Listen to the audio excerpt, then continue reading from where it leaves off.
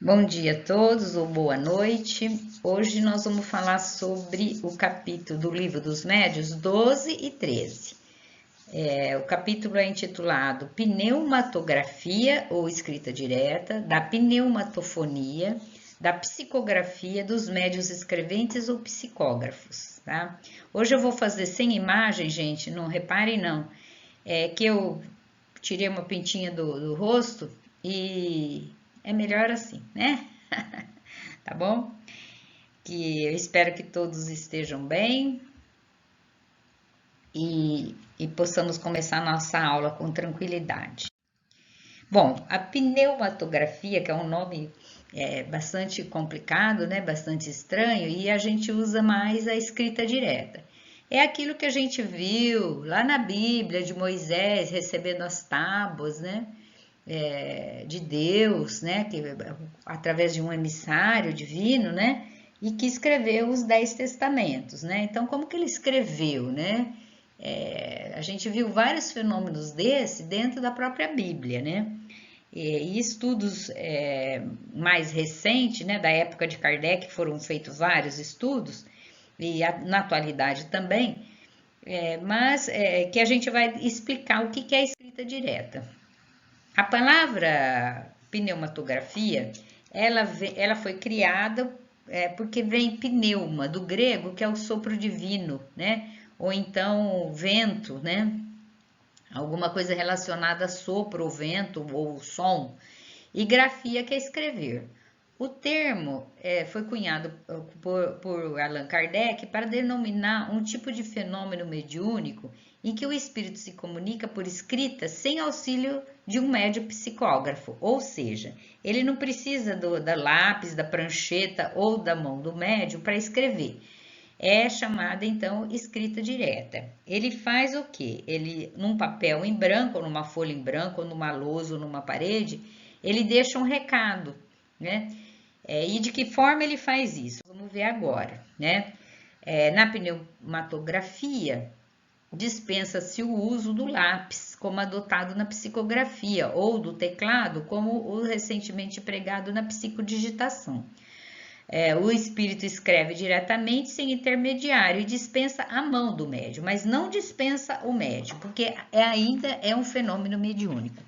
O médium, da mesma forma, cede ectoplasma, como nas materializações, né? E ele faz uso desse ectoplasma, tá? Às vezes o espírito nem sabe que está fazendo isso, né? Mas esse é o mecanismo das materializações. Então, o Kardec fala assim, que o espírito atua sobre a matéria, da matéria cosmo universal, tira os elementos que necessita para formar, a seu bel prazer, os objetos que têm a aparência dos diversos corpos existentes na Terra. Então, é aquilo que a gente viu na aula de materialização, né? Ele mistura fluido cósmico universal com o ectoplasma do médium, e aí ele pode criar esses objetos. Ele pode, igualmente, pela ação da sua vontade, operar na matéria elementar uma transformação íntima e que lhe confira determinadas propriedades. Essa faculdade é inerente à natureza do espírito, que muitas vezes a exerce de modo instintivo, quando necessário, mesmo sem perceber. É como eu falei, né? Então, ele faz pela vontade própria e utiliza desses recursos, né? A gente vai explicar agora. Vamos falar dos casos conhecidos, né? Tem na Bíblia, em Daniel 5, de 3 a 31, ele narra um episódio que aconteceu com o rei Baltazar. Rei Baltazar deu uma festa para seus 1000 nobres, em presença do quais pôs a beber vinho, e depois de terem bebido vinho, entoaram o louvor aos deuses de ouro e prata, bronze, ferro, madeira e pedra.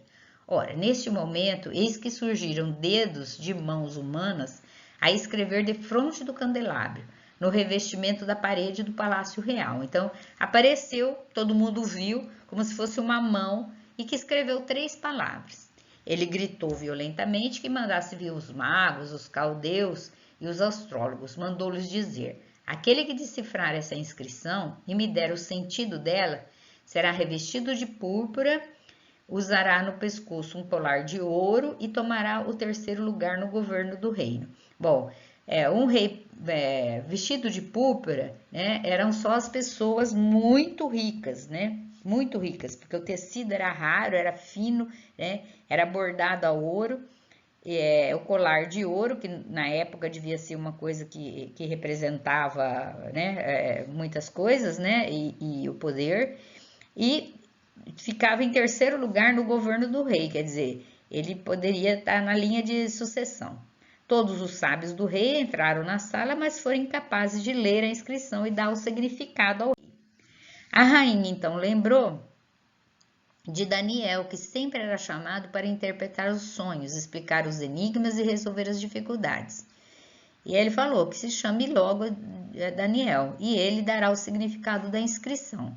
Daniel então foi introduzido diante do rei, o qual lhe disse: é realmente Daniel, o deportado de Judá, que meu pai trouxe aqui da Judéia? Portanto, se puderes ler este texto, e me dar o significado, será revestido de púrpura, usará no pescoço um colar de ouro e ocupará o terceiro lugar no governo do reino. Respondeu Daniel ao rei: guarda teus presentes, concedes a outros. Lerei todavia esse texto ao rei e dar-lhe-ei o significado. E as 3 palavras que foram escritas na parede foram Mene, Techel e Pares, ou Fares, né? Ele traduziu como sendo: Deus contou os anos do teu reinado e nele põe fim. Fosses pesado na balança e considerado leve demais. Teu reino vai ser dividido e entregues aos medos e persas. Medos, ou medos, né? Era um povoado, um grupo, né, de pessoas,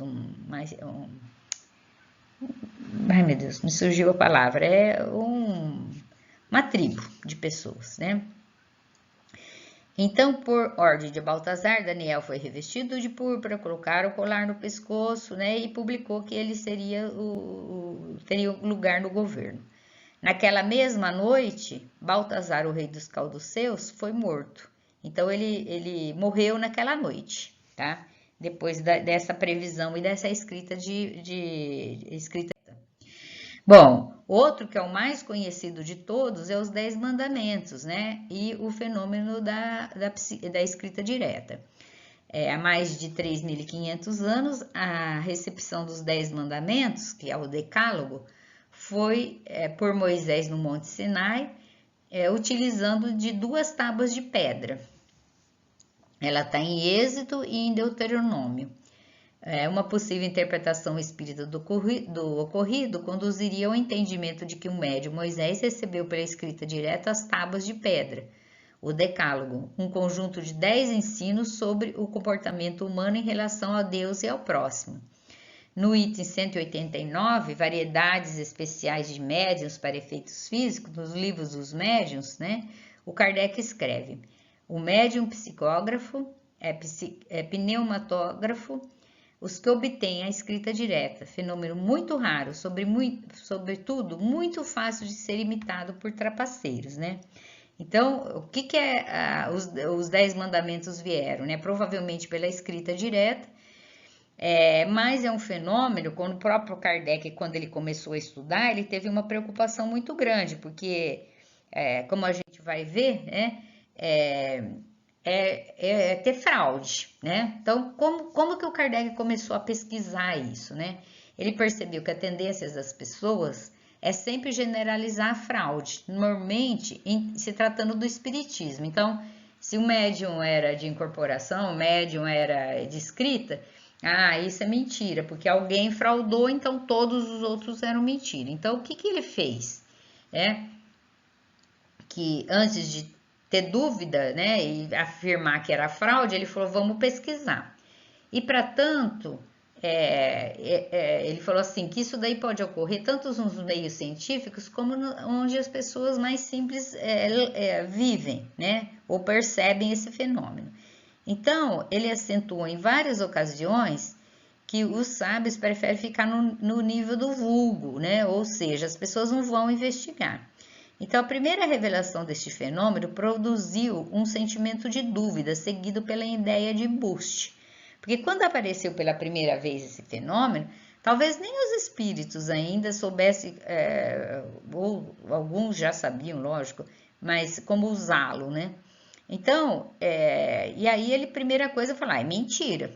Com efeito, todos conhecem a ação das tintas chamadas simpáticas, ou aquelas lápis, né, quando a gente tinha quando era criança, né, aquelas canetas, cujos traços, a princípio, eram completamente invisíveis e aparecem depois de algum tempo, ou quando você joga alguma substância em cima. Poderia então aparecer que se tivesse abusado da credulidade e não garantindo que isso nunca tenha sido feito. Bom, estamos mesmo convencidos de que certas pessoas sem propósito mercenário, mas unicamente por amor próprio e para fazer com que acreditassem em seu poder, houvesse empregado tal subterfúgio. Então, o que Kardec está falando aí? Ele fala o seguinte, que quando ele viu pela primeira vez, ele falou, pode ser que o cara não está cobrando, mas só a necessidade de amor próprio, de autoestima, de vaidade, ele pode inventar esse fenômeno, né? E não ser mediúnico, ser mágica, ser ilusão e alguma coisa assim, ou fraude. Só que aí ele começa a ver que algumas pessoas começam a tratar o fenômeno de uma forma muito mais científica, tá? Então, dentro da Revista Espírita, tem um capítulo voltado a isso, né? Que tinha um espírito que ordenou, pediu para que as pessoas queimassem o papel, tá? E colocassem em outro lugar em que se obtiver o fenômeno. Então, ele pegou aquele cinza do papel e fez com que foi aparecendo uma escrita numa folha, né? Ele produziu de novo o mesmo efeito em condições que excluem a menor suposição de fraude. Esses fenômenos são considerados absurdos por aqueles que jamais os obtiveram, mas basta essa condição negativa para invalidar as suas opiniões. Então, a pesquisa espírita e metafísica posterior a Kardec tem comprovado esses fatos. Então, o que eles começaram a fazer? Eles fizeram vários testes, tá? Quando eles viram o primeiro e os espíritos falaram que era realmente. Então, eles foram investigar. Então, o que eles fizeram? Eles pegavam caixas, ficavam várias pessoas assistindo. A caixa tinha chave, punha-se uma folha de papel. No começo, eles puseram um lápis dentro da caixa. Aí viram que não tinha necessidade. Fizeram raspa da ponta do lápis ou pedaços de carvão bem quebradinho e puseram em cima da folha de papel. Fechava numa gaveta ou fechava numa caixa, à vista de todos. Depois fizeram uma caixa transparente de vidro para que o investigador pudesse permanecer ali do lado para ver o fenômeno acontecendo, e foi acontecendo, né? Então, nós vamos citar um caso que é deste barão, que ele escreveu 2 livros, Os Trabalhos Espíritas da Primeira Hora, e depois ele escreveu um outro que está na outra página, que eu vou falar para vocês. Essa daqui é uma foto, né, daquela época da escrita que ele conseguiu por escrita direta. Veja que a letra é mais difícil de entender, né? São várias páginas, né? Então o número de páginas, né, tá numa mesma folha. Esse rapaz, ele foi um pesquisador e escreveu esses 2 livros naquela época, que foi que ele escreveu. Esse texto foi descrito por Gabriel Delany. Então vamos lá.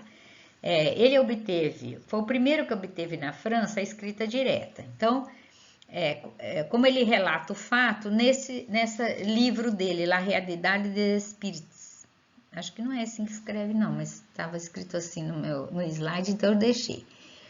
Em um belo dia, 1º de agosto de 1856, né, por coincidência o dia de hoje, né, mudando o ano, veio-me o pensamento de experimentar se os espíritos poderiam escrever diretamente, sem auxílio de um médium. Conhecendo a escrita direta misteriosa do Decálogo segundo Moisés e a escrita igualmente direta e misteriosa da Sala do Festim do Rei Baltazar, que os 2 exemplos que nós demos antes, segundo Daniel, e tendo ouvido falar dos mistérios modernos e Strafford da América, onde se acharam certos caracteres ilegíveis e estranhos traçados num pedaço de papel e que não pareciam provir de médiuns, o autor quis certificar-se da realidade de um fenômeno cujo alcance seria imenso se fosse verdadeiro. Então, o que ele fez? Ele leu essas duas passagens e falou: será que os espíritos podem mesmo fazer isso? Então, eu vou testar.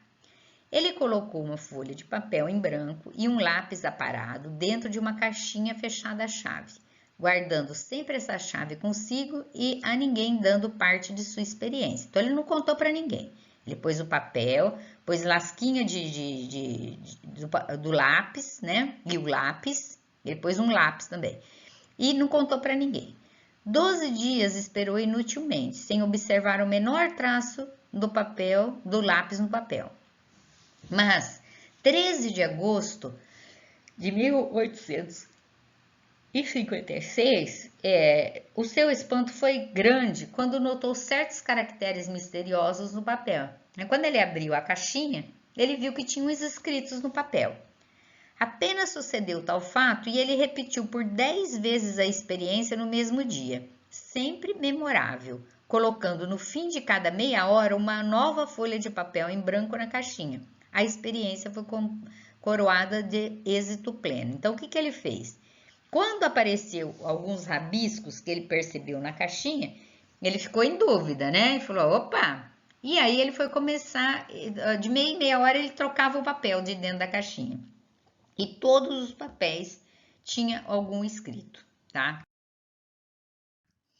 Bom, no dia 14, no dia imediato, fez de novo umas 20 experiências, deixando a caixinha aberta e não a perdendo de vista. Viu então que caracteres e palavras na língua estônia formaram-se ou eram gravadas no papel sem que o lápis se movesse. Então, na verdade, o que esse espírito fazia? Ele materializava a substância que fazia o risco no papel, né? Desde então, vendo a inutilidade do lápis, cessou de pô-lo sobre o papel e colocando simplesmente a folha em branco dentro da gaveta, em sua casa, obteve também comunicações. Aí ele fala que no fim do livro dele tem essas escritas, que é aquele que eu mostrei em 2 slides atrás. O barão repetiu a experiência na presença de outro conde e esse obteve uma comunicação de sua mãe, cuja assinatura e letra foram reconhecidas como autênticas, quando comparada com os dos autógrafos que o conde possuía. Então, o que aconteceu? Ele chamou uma pessoa, né, que era um amigo dele, certo? E obteve uma comunicação da mãe desse amigo, que já havia desencarnado, e comprovou a assinatura dela. Esses primeiros ensaios foram seguidos de muitos outros, e o autor adquiriu a certeza de não ser ele quem escrevia em estado sonambúlico, como julgou a princípio. Então, até isso ele pensou, será que quando eu durmo eu vou lá, abro a caixa e escrevo? Só que aí ele chamou outras pessoas que viu que ele estava dormindo, viu que a coisa escrevia mesmo, é como eu falei, eles faziam caixa transparente, de vidro, eles deixavam o papel em cima da mesa, ficava sempre alguém vigiando, né? E aí acontecia o fenômeno. Bom, então esse é o fenômeno da escrita direta, né? Que eu acabei de falar. Da escrita direta, hoje a gente já não tem tantos esses casos. Por quê? Porque já não há necessidade de tanto sacrifício que o espírito precisa para materializar uma substância, para riscar esse papel ou para usar esse grafite que eles jogavam em cima, né? Do papel em branco e aparecer as letras, né? Então dava um trabalho muito grande para o espírito. Por quê? Porque vai desenvolvendo, né? Da pancadinha passa para mesinha faz sim ou não, depois escolhe as letras, depois a cestinha com o lápis, com o médium segurando, né?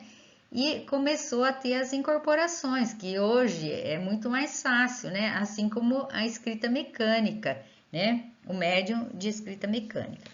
Então, vamos lá. Aí também tem o fenômeno chamado pneumatofonia, que é a voz direta. A gente vê muito na Bíblia, né? Esses fenômenos físicos, né? De pneumatofonia. Então, vem o anjo anunciando, vem a voz quando Jesus nasce, né? É a comunicação mediúnica em que se ouve a voz espiritual sem a participação das cordas vocais do médium. Então, eles narram muito barulho estranho, né? barulho de trovão no momento em que se está falando alguma coisa, permitindo que, provavelmente com o médium perto, e eles não sabem. Dos dois fenômenos, o espírito comunicante utiliza do ectoplasma do médium, em combinação com os fluidos ambientais, para moldar um aparelho fonador, quando é voz direta, né? E através dessa ação do pensamento sobre a matéria plasmada, movimentar o aparelho e produzir sons audíveis para todos, né? Os presentes. Então todo mundo ouve, né? Não é só o médium que tem audiência. O fenômeno é físico e a voz gerada é efetivamente onda sonora audível por qualquer ouvido material perfeito. Então, hoje é mais do que comprovado que isso é possível. Por quê? Porque hoje se tem aparelhos que medem que realmente o som aconteceu, né? Que não é ilusão. Dentro da pneumatofonia, vários fenômenos mediúnicos na Bíblia, de ouvir voz e etc, tá? Já falei sobre isso. E depois vem a psicofonia, né? Então, é como eu falei, teve uma evolução, né? Então, já a dificuldade que o espírito tinha de escrever com uma prancheta, por exemplo, foi mais fácil pegar a médium segurar o lápis e ele usar realmente a facilidade de usar o corpo, né? O instrumento, né? Mediúnico e escrever. E da mesma forma se chegou que o médium que se concentrava, ele expandia o corpo perispiritual e o perispírito, e aí a entidade chegando perto, ele sentia aquela entidade. E ao sentir a entidade, ele se concentrava mais naquilo que a entidade tinha intenção de falar e falava. E aí foi dado o nome de psicofonia, né? O que é a psicofonia, então? A psicofonia, ou então voz da alma, né, é a mediunidade que permite a comunicação de um espírito através do médium. Então, para o espírito é muito mais fácil. Por quê? Porque ele pensa, ele está se ligando àquele médium e aí ele tem a possibilidade de só de pensar, de transmitir o pensamento e o médium capta e fala. Kardec a denominou de mediunidade falante, ou seja, aquela faculdade que propicia o ensejo para que os espíritos entrem em contato através da palavra, travando conversações. Na Bíblia tem vários exemplos de mediunidade falante, né? É ainda conhecida popularmente como incorporação, que a gente sempre usa o nome de incorporação, mas esse termo ele causa uma falsa ideia de que o espírito penetra no corpo do médium, né? Eu já vi várias pessoas que falam assim: ah, você é médium de incorporação, como se fosse assim, o espírito incorporasse, pegasse o corpo da pessoa, né? Mas isso daí não acontece, na verdade, ele é responsável pelo desempenho da mediunidade, né? Do evento, o médium. Mas o papel dele é passivo. Ele recebe quando ele expande o corpo perispiritual e ele fala. Então, ele tem que ter o domínio, apesar dele dar passividade nessa hora.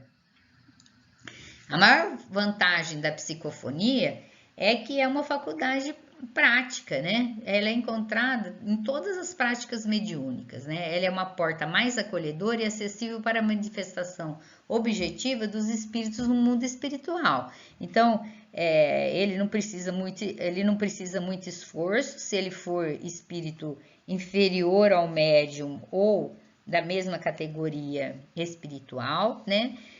Quem tem um pouco mais de esforço são espíritos superiores. Por quê? Porque a expansão perispiritual do médium, a grosseria do médium, a materialidade do médium pode impedir ou criar algum obstáculo, né? Agora, para o espírito mais inferior, é uma facilidade para ele, porque quando o médium entra em sintonia, ele capta as emanações, né? Então, nós, como temos os sentimentos de raiva, de ódio, de rancor, de perseguição, é mais fácil para a gente entender esses fenômenos, né? Do que um fenômeno verdadeiro de alegria, de bondade, né? Por isso que a dificuldade quando é um espírito muito superior. Então, a psicofonia é uma das formas mais interessantes e útil de mediunidade, não só porque nos faculta o entendimento direto e pessoal com os espíritos, como também a possibilidade de esclarecermos os espíritos inconscientes, imersos na escuridão mental, e os maldosos, realizando assim um ato de verdadeira caridade espiritual e cooperando com os companheiros que dirigem as organizações assistenciais no espaço dedicado a esse trabalho. Então, qual que é o objetivo da mediunidade de incorporação ou mediunidade falante, né? Aqui agora, né, dentro dos centros espíritas, as sessões mediúnicas é um pronto-socorro de atendimento a essas entidades endurecidas, que precisam de consolo, que precisam de ajuda. Então, é um choque que ele recebe de realidade, que está no mundo espiritual e que precisa de ajuda, por exemplo, né? Algumas pessoas falam assim para mim, mas com tanto espírito desencarnado, né, a mediunidade dentro de uma sala mediúnica atende poucos, tá? Atende mesmo. Enquanto um fala, outros ouvem. Pelo número de pessoas desencarnadas em necessidades, existem milhares de recursos, assim como aqui na Terra existem milhares de recursos. Até o chazinho que as nossas avós usavam para uma cirurgia, por exemplo, cerebral, né?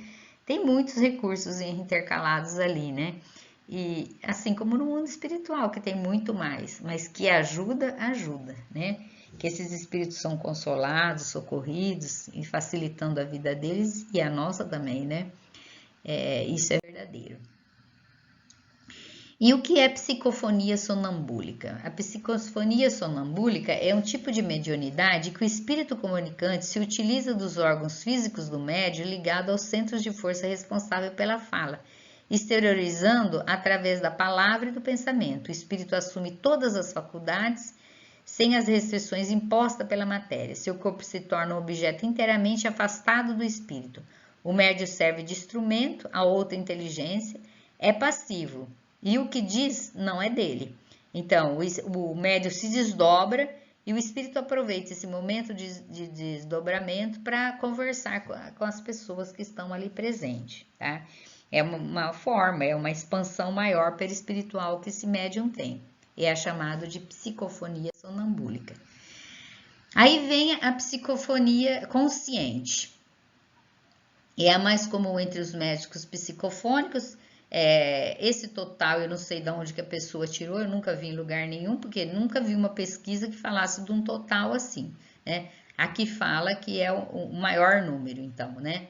Nela há uma exteriorização do perispírito do médium em apenas alguns centímetros, ou seja, é uma psicofonia em que ele se concentra, por exemplo, numa oração, tá?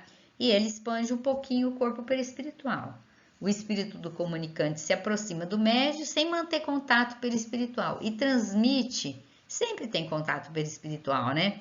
As ideias que deseja anunciar. É a mediunidade de quem faz palestra, de quem orienta dentro de um trabalho mediúnico, de quem conversa com uma pessoa para esclarecer, de quem faz um atendimento fraterno, né? É chamado, então, de inspiração momentânea, né? Eu chamaria de mediunidade intuitiva. Existe a mediunidade inconsciente, semiconsciente, que é um fenômeno que ele fala a 23% dos médiuns, também não sei onde essa pessoa pegou isso, né? Eu acho que é mais, né? É a psicofonia semiconsciente. Existe uma maior exteriorização do corpo perispiritual do médium, mas ainda não completa. Então, o que acontece? O médium se concentra e na hora que ele se concentra, ele expande um pouco mais. Então, o espírito comunicante entra em contato com o perispírito do médium, que semi-exterioriza, quer dizer, ele exterioriza um pouco mais e atua através desse corpo físico, ficando os órgãos locais do médium parcialmente sob o controle do espírito que faz a comunicação. Desta forma, o espírito tem maior atuação sobre o órgão fonador, conseguindo falar melhor em seu próprio estilo. Mas as frases ainda são de construção do médium, por quê? Porque apesar dele usar o órgão fonador, tudo passa pelo cérebro, lembra da epífise, né? Então passa primeiro no filtro do médium, né? Então por isso que as frases, elas podem ser construídas ainda pelo médium, mas o estilo e as ideias são do espírito. Enquanto a mensagem recebida, o médium sabe o que fala, sente o padrão vibratório e a intenção do comunicante, podendo controlar e intervir se necessário. Por exemplo, se ele fizer um xingamento ou elevar a voz, a intenção de elevar a voz, o médium pode controlar. Porém, ao terminar a manifestação, só recordará do início e do final da mensagem, ficando apenas uma vaga lembrança do tema abordado. Por quê? Porque ele passa rapidamente pelo cérebro do médium, né? A gente vai ver isso num outro momento, em que a memória, nesse momento, ela já não registra tanto. Ele fica um pouco registrado só, ele tem uma sensação. E depois a psicofonia inconsciente. O mentor aplica forças magnéticas sobre o chakra coronário do médium. As forças magnéticas sensibilizam e ativam a glândula pineal, fazendo produzir melatonina. Sensibilização do centro de força faríngeo, então sensibiliza, né? A melatonina é direcionada para a parte do córtex cerebral, responsável pela fala e que vai ficar sob seu efeito, sedada. Assim, o médium perde o comando sobre os órgãos da fala, permitindo que o outro espírito se ligue a esse sistema sensório e o utilize. Então, aí, ó, na mediunidade consciente, apesar de passar pelo cérebro do médium, né, o espírito aproveita melhor o órgão fonador dele. E aí ele fala até com a voz dele, né? Podendo impostar a voz desse médium. Então, e da mesma forma como a psicofonia, a psicografia também passa nesse mesma coisa. Nós temos a psicografia consciente, inconsciente e inconsciente, ou seja, eu tenho a escrita. Quando eu ouço, né, eu sinto o que o espírito quer escrever, começa a escrever e aí vai desenvolvendo de forma mais intuitiva e à medida que você escreve, mais ideias vêm, tá? A semiconsciente, você sente o envolvimento no braço, né, é do mesmo mecanismo e o espírito escreve. Se você não quiser, você para, tá? Você tem um domínio sobre isso. E a inconsciente, você se desliga, né? E se desdobra e o espírito tomando aquele órgão, né, através do cérebro, do médium, é o mesmo mecanismo, só que ela é mais apurada no sentido de expansão perispiritual do médium. E o espírito escreve, né, para o médium não se cansar tanto. Tem casos, por exemplo, que o Chico escreveu há várias vezes, tem muitos médios que faziam isso, escrevia com uma mão um artigo e com a outra mão outro artigo, né? Porque estava em desdobramento, né? Estava com a psicografia inconsciente, quer dizer, o corpo perispiritual se expandiu, o espírito se desliga do corpo, não desliga totalmente, né? Se desliga momentaneamente do corpo e o espírito assume a escrita desse médium, tá? Do mesmo, como eu falei, da mesma forma, né? Então, nós passamos da escrita das pranchetas, dos toques, até aquilo que é mais fácil para o espírito e mais confortável para o médium, né? Aqui terminamos, então, a nossa lição de hoje. Eu espero que vocês tenham gostado. Uma boa noite a todos, que Jesus nos ampare e nos ilumine, dando-nos força, coragem, perseverança nesses dias de pandemia, que possamos ser amparados pelos amigos espirituais agora e sempre, e que assim seja.